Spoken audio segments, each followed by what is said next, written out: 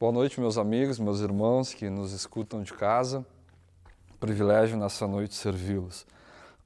Essa noite eu queria fazer uma mensagem um pouco diferente, uma mensagem mais, digamos assim, mais pedagógica e voltada para o ensino que Deus tem colocado no meu coração. E essa mensagem, ela se chama As Três Cadeiras. E tenho que confessar para vocês que essa mensagem não foi dada a mim, ela foi dada ao pastor Bruce Wilkinson, que tanto nos abençoou com seus livros, né? E essa mensagem é dele, mas eu acho que fala muito aos nossos corações, fala muito ao meu coração, reaviva algumas coisas que, de repente, no decorrer dos dias, a gente vai esquecendo. Mas eu sabe que eu gosto muito de perguntas, né? Perguntas ao texto, perguntas às circunstâncias da vida. E sabe que a pergunta que eu faço para você é que você sabe que existe a probabilidade de, daqui a um tempo, os nossos filhos, os nossos netos, eu não tenho filho ainda, obviamente que eu não tenho neto, mas existe a possibilidade da nossa descendência não ter mais a fé em Deus. Existe a possibilidade de a nossa semente, a nossa descendência não ter fé em Jesus Cristo. Existe a possibilidade de não acreditarem no Deus vivo, no Deus a qual servimos. E isso é muito triste. Você já pensou a possibilidade de seu filho, seu neto, se tornar budista, se tornar seguidor de Alá, se tornar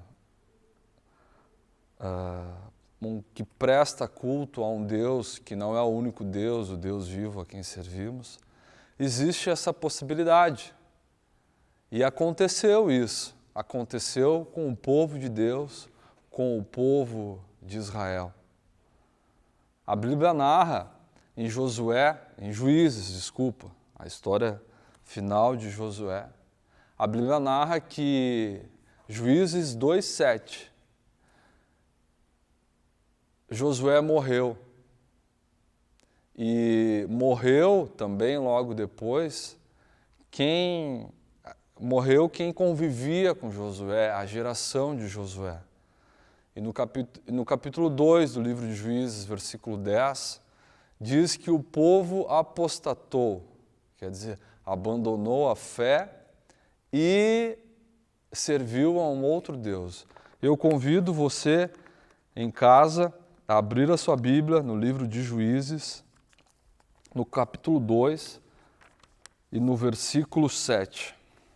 Que diz assim: o povo prestou culto ao Senhor durante toda a vida de Josué e dos líderes que sobreviveram a Josué e que tinham visto todos os grandes feitos do Senhor em favor de Israel. Versículo 10.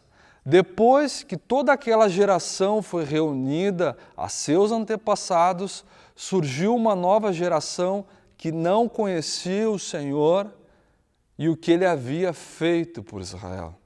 Então, os israelitas fizeram o que o Senhor reprova e prestaram culto aos Balaíns.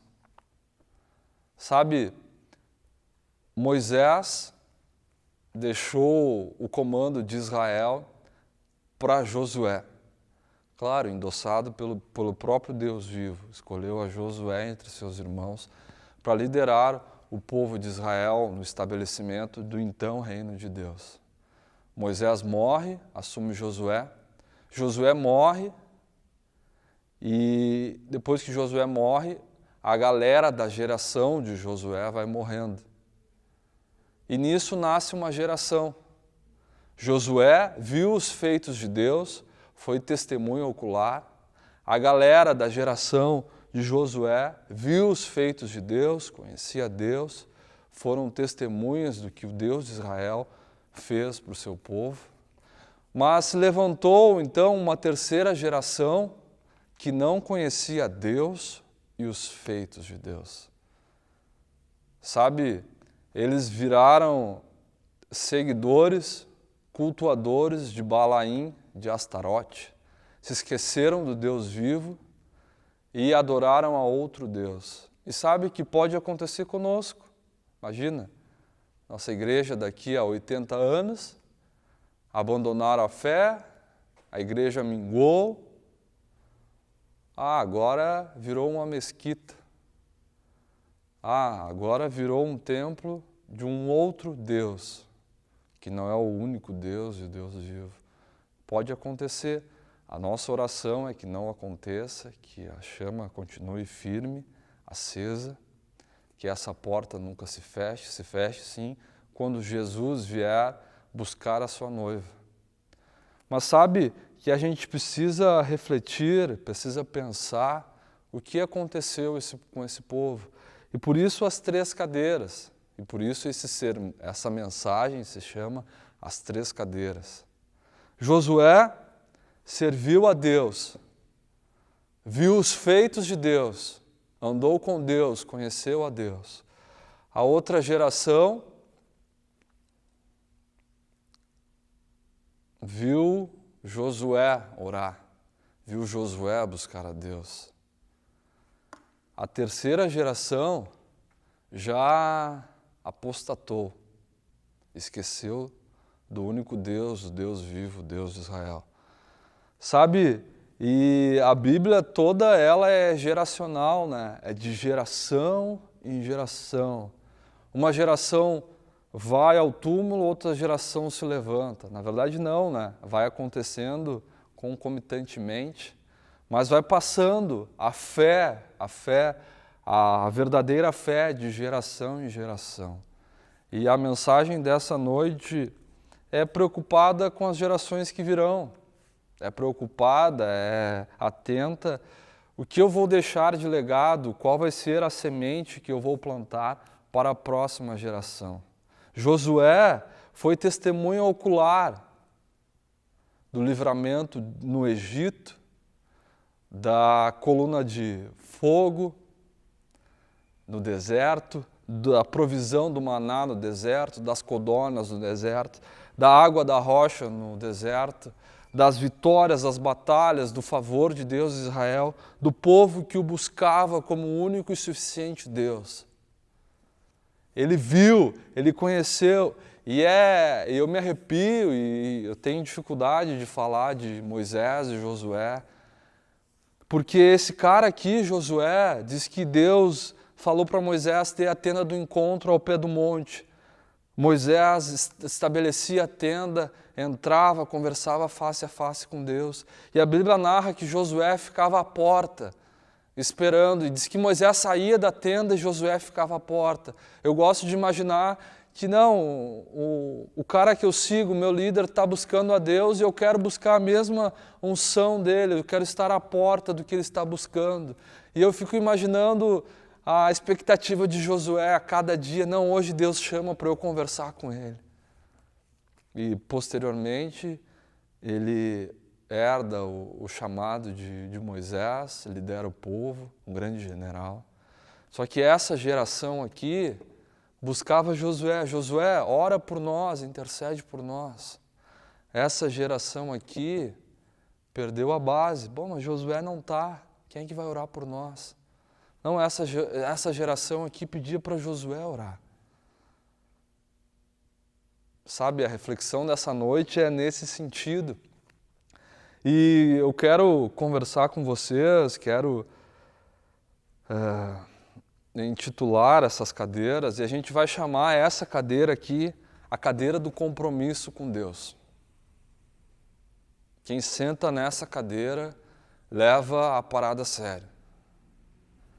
Essa cadeira aqui, infelizmente, eu não gosto de muita gíria, mas a gente pode intitular essa cadeira aqui, e a gente sabe do que está falando, é o meia boca. Né? Tem um amado irmão que canta uma música, Eu Sou Quase Crente. essa cadeira aqui é a cadeira da crise. Essa aqui, muitas críticas, pouco engajamento, muitas críticas, pouca coisa faz para o reino de Deus, sabe criticar bastante. Essa cadeira aqui é das muitas dúvidas e poucas respostas. Não é errado ter dúvida, obviamente. Mas essa cadeira aqui é a cadeira da crise, da confusão, sabe? Cadeira do compromisso, a cadeira do meia-boca, do mais ou menos. Quer dizer, no sábado eu sou crente, afinal, sábado à noite tem culto da JVN. Não, no domingo eu também sou crente, mas na segunda eu visto outra capa, não é de cristão verdadeiro. Esse aqui já não sabe no que acredita, critica a outra geração, mas não criou nenhum fundamento, nada que dê sustento para uma fé verdadeira. Sabe? E dentro da palavra de Deus, que é riquíssima, é farta e nos ensina de várias formas, Abraão sentou nessa cadeira, pai da fé, amigo do próprio Deus. Meus irmãos, esse cara aqui, o próprio Deus fala que ele é amigo dele. Nós temos o seu filho, Isaac, e eu com toda a reverência no meu coração, Isaac está na galeria dos heróis da fé, e eu não vou fazer pouco caso, mas tu não conhece nenhuma história de Isaac com Deus. Me mostre na Bíblia uma história de um relacionamento. O pai dele foi o pai da fé. E total reverência, não estou falando mal, mas a gente não conhece nenhuma história de um relacionamento profundo com Deus. Mas respeito muito Isaac, ele está na galeria dos heróis da fé, só que Isaac senta na cadeira do mais ou menos. Tem um filho, Jacó, sentou na cadeira da crise. Né? Você imaginar Jacó enganar o próprio pai, se juntar com a mãe para roubar a bênção do irmão de sangue, irmão de parte de mãe e de pai. Qualquer fosse a circunstância, o enganador, Jacó. Abraão, cadeira do compromisso. Isaac, deixa um grande ponto de interrogação. O que a gente sabe sobre Isaac? Jacó, enganador, roubador. Sabe? Cadeira do compromisso, cadeira do mais ou menos, cadeira da crise. Também temos Davi, homem segundo o coração de Deus, grande monarca de Israel, homem que agradou a Deus. Bem verdade que foi um sanguinário, foi um adúltero, foi um inconsequente muitas vezes, dano familiar. Mas Davi tem uma condição que, apesar de tudo isso, e era um homem segundo o coração de Deus, e a Bíblia é fantástica porque ela não esconde os podres embaixo do tapete, ela revela a podridão dos seus heróis. Mas Davi, ele era um homem segundo o coração de Deus por diversas coisas, mas também porque ele era um homem coerente. Não esperem dos homens de Deus, dos homens segundo o coração de Deus, perfeição. Não, mas coerência. Quando Natã bota o dedo na cara do monarca de Israel, de Davi, e diz, tu pecaste, ele assume a culpa, E ele não coloca, que nem o nosso primeiro pai, Adão, a culpa na esposa, na mulher. Ele bota, eu pequei contra o Deus de Israel. Se humilha, se veste de pano, de cinza, chora, faz jejum, se arrepende do seu pecado. Não espere perfeição, espere coerência. Teve um filho, Salomão. Começou bem. Deus fala, o que tu queres, Salomão? Não, eu quero sabedoria. Não pediu dinheiro, não pediu reinos, pediu sabedoria. E Deus fala para ele, não, porque tu pediste sabedoria, eu vou te dar. E foi o homem mais sábio da terra. Só que também, Deus fala para ele, não acumule dinheiro, riqueza, ouro, não acumule cavalos, guerra, não acumule mulheres. Acumule, né? Não tenha muitos casamentos. E ele faz o contrário disso. O homem mais rico da sua época, um homem bilionário, estábulos cheios de cavalo, 1000 mulheres, 700 no oficial, 700 mulheres que ele casou, e 300 no paralelo, 300 concubinas. Teve um filho, mais louco ainda, Roboão. Herda uma tradição, a semente de Davi continuando no reino, que a promessa de Jeová, a semente de Davi continuaria no reino. Primeira coisa que ele faz, guerra civil em Israel, 10 tribos para o norte com Jeroboão, 2 tribos para o sul ficam para Roboão. Por causa da sua crise, dos seus conflitos internos, causa o caos no povo de Deus, no então reino de Deus. E aqui, Salomão, cadeira do mais ou menos. Roboão, cadeira da crise. Começou bem, terminou mal. Terminou com o povo entregue à apostasia, o povo idólatra. Recebe um presente, né, das mãos do próprio rei, do monarca, do homem segundo o coração de Deus. Um reino que a Bíblia fala que não tinha mais guerras para lutar. E joga fora, porque desobedece a Deus. Sabe, e essa é a reflexão dessa noite. Qual cadeira queremos sentar? A cadeira do compromisso?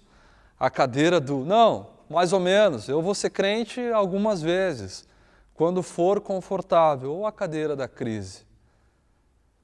Obviamente, o convite é a cadeira do compromisso. Essa galera aqui se entende como um dos maiores pecadores.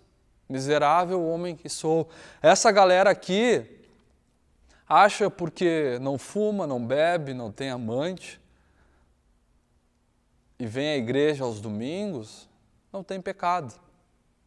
Essa galera aqui vai dizer que pecado é o que não me faz feliz. Pecado é não fazer o que me faz feliz.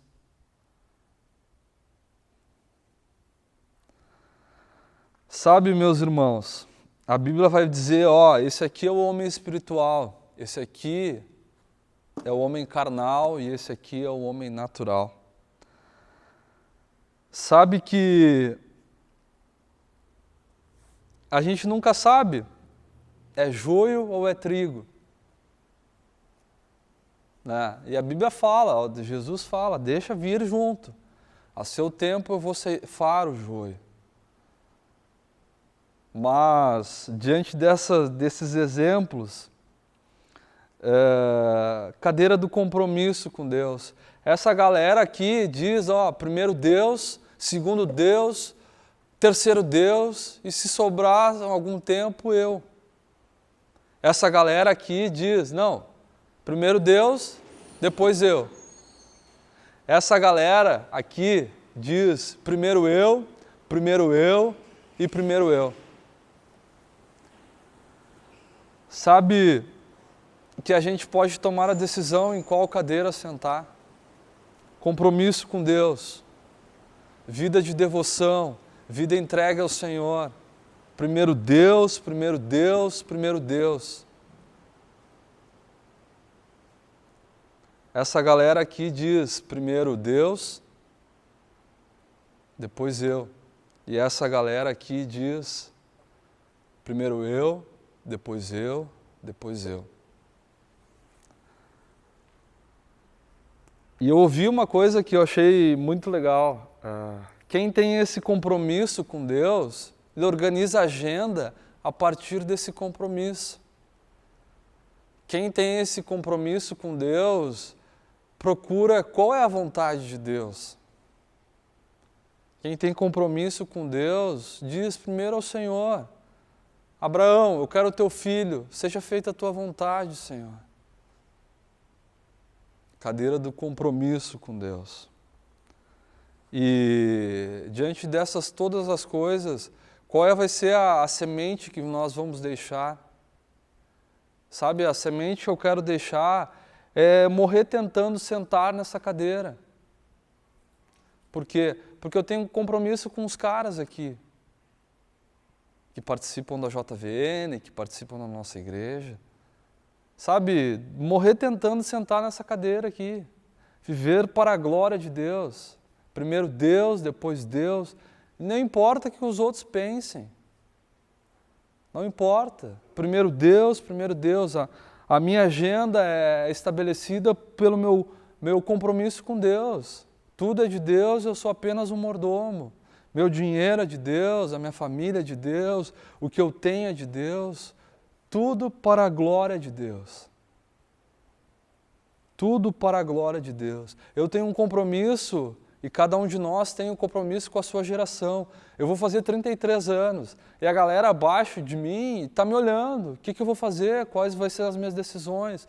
Todos nós influenciamos alguém, algumas pessoas, o nosso raio de influência. E as pessoas estão de olho em nós. Qual cadeira tu está sentando, Cláudio? A cadeira do compromisso, a cadeira de faz de conta. Aqui, essa galera aqui acha que não tem pecado. Acha que fofoca é tudo bem. Maledicência, facção, não, isso não é problema.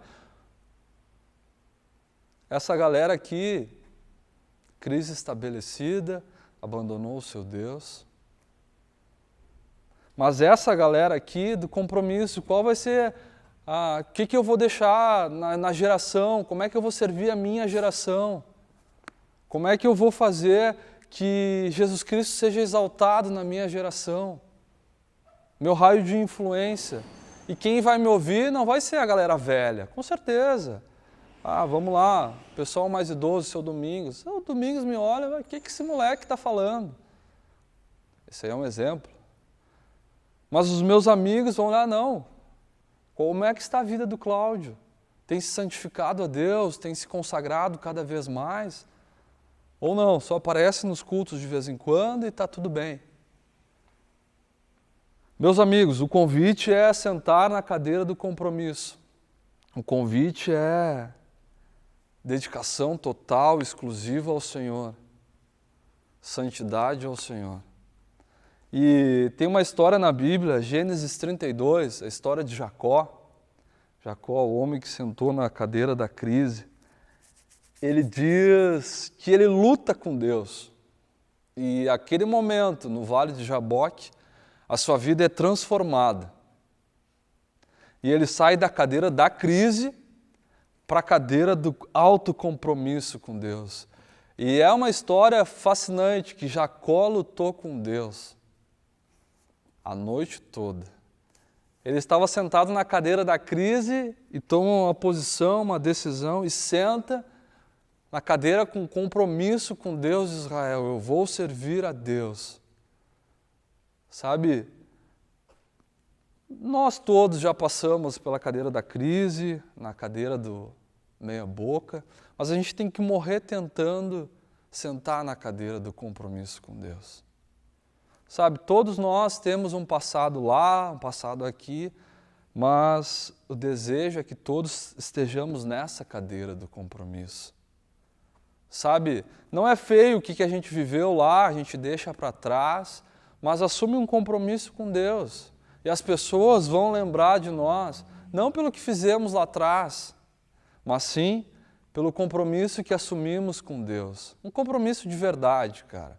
Compromisso de santidade, de trabalhar para o seu reino, de viver para Ele. de agradá-lo em tudo que fazemos. Sabe? Aqui, muitas famílias são destruídas, de repente é num almoço, né? Que a gente está conversando e começa a falar mal de um, fala mal de outro, fala mal desse, fala mal daquele. Sabe, tem uma historinha que eu acho muito legal, que o camarada que sentava nessa cadeira convidou o pastor para ir na sua casa.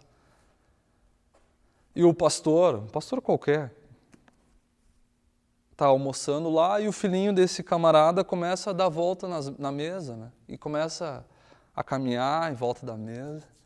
E aí no que esse irmão pergunta, meu filho, o que tu está fazendo? Pai, eu estou procurando a outra cara que tu disse que o pastor tinha. O senhor falou que ele tinha 2 caras. Sabe, começou a estragar uma geração, falando mal de outra pessoa, falando mal de quem quer que seja. No almoço de domingo, a gente estraga, a gente implanta a nossa acidez para as pessoas que estão perto, para a geração que a gente quer influenciar. Sabe, as nossas palavras. Mas se você está aqui, sabe, e eu espero que você aceite o convite para sentar na cadeira do compromisso com Deus, de influenciar a sua geração, dizendo que o Senhor é bom, santidade ao Senhor, eu servirei a Deus custe o que custar, a minha agenda parte do meu alto compromisso com Deus, depois eu faço as outras coisas.